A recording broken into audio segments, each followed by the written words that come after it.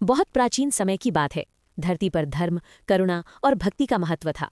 उसी समय माता लक्ष्मी धन, वैभव, करुणा और सद्गुणों की अधिष्ठात्री देवी धरती पर अपने भक्तों की परीक्षा लेने के लिए साधारण रूप में भ्रमण किया करती थीं।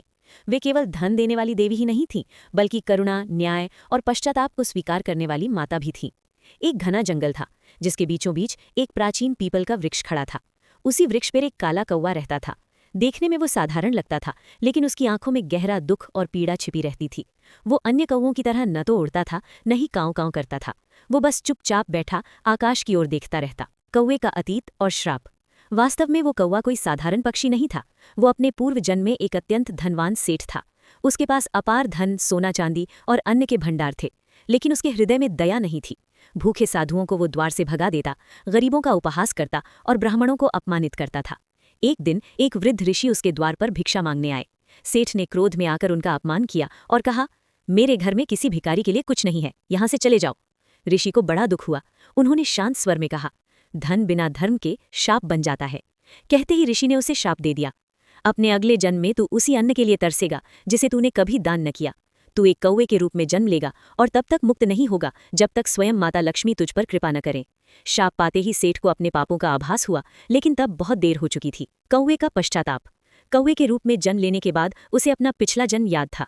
हर दिन वो अपने कर्मों को याद कर रोता। वो जानता था कि उसका उद्धार केवल माता लक्ष्मी की कृपा से ही संभव है। वो रोज सूर्योदय के समय पीपल के वृक्ष पर बैठकर मन ही मन माता लक्ष्मी का ध्यान करता।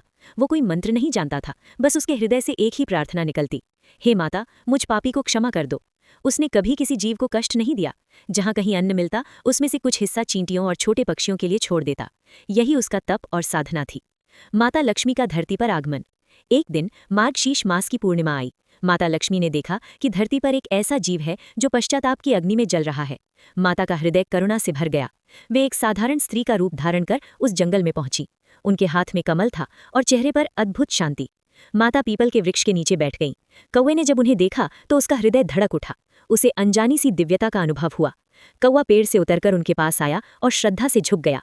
माता और कौवे का संवाद। माता ने स्नेह से पूछा, हे कौवे, तो इतना दुखी क्यों है? कौवे की आंखों से आंसू बहने लगे। उसने अपने पूर्व जन्म की पूरी कथा सुना दी और कहा, माता, मुझे मेरे पापों का दंड मिल चुका है, अब बस आपकी कृपा चाहिए। माता लक्ष्मी मंद मुस्कुराईं। उन्होंने कहा, पश्चाताप ही सबसे बड़ा प्रायश्चित है। जिसने अपने दोष पहचान लिए वो मुक्त होने का अधिकारी बन जाता है। श्राप से मुक्ति। माता ने अपने कमल से कौवे के सिर को स्पर्श किया। उसी क्षण आकाश में दिव्य प्रकाश फैल गया। शंख और घंटियों की मधुर ध्वनि गूंज उठी। कौवे का शरीर प्रकाश में बदलने लगा। उसके पंख झड़ गए और वहां एक तेजस्वी मानव रूप प्रकट हुआ। वो पहले से भी अधिक सुंदर और शांत था। माता ने कहा, तेरे अहंकार ने तुझे पतन की ओर ले गया था और तेरे पश्चाताप ने तुझे मुक्ति दिलाई है। अब तू स्वर्ग लोक में स्थान पाएगा। कथा का संदेश। कौवा हाथ जोड़कर माता के चरणों में गिर पड़ा। उसकी आंखों में कृतज्ञता के आंसू थे। देखते ही देखते वो दिव्य विमान में बैठकर स्वर्ग की ओर चला गया।